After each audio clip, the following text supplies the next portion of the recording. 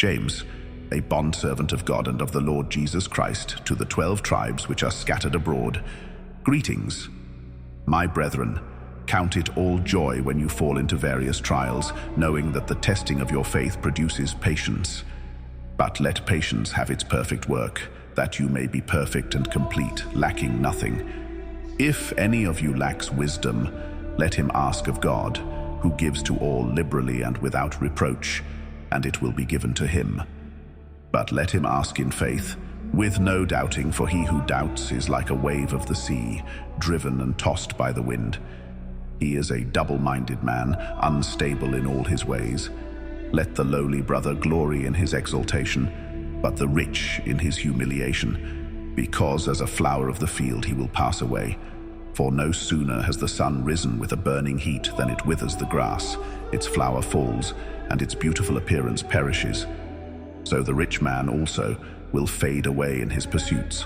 Blessed is the man who endures temptation, for when he has been approved, he will receive the crown of life, which the Lord has promised to those who love him. Let no one say when he is tempted, I am tempted by God, for God cannot be tempted by evil, nor does he himself tempt anyone.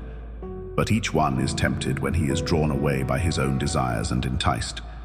Then, when desire has conceived, it gives birth to sin, and sin, when it is full grown, brings forth death.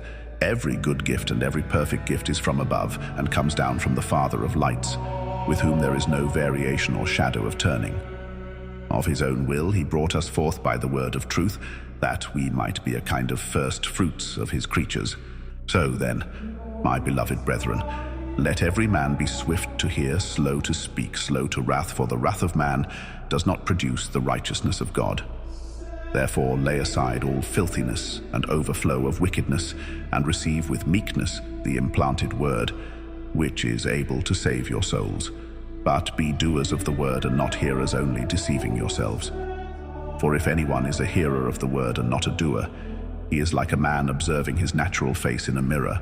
For he observes himself, goes away, and immediately forgets what kind of man he was. But he who looks into the perfect law of liberty and continues in it, and is not a forgetful hearer but a doer of the work, this one will be blessed in what he does. If anyone among you thinks he is religious, and does not bridle his tongue but deceives his own heart, this one's religion is useless. Pure and undefiled religion before God and the Father is this: to visit orphans and widows in their trouble, and to keep oneself unspotted from the world.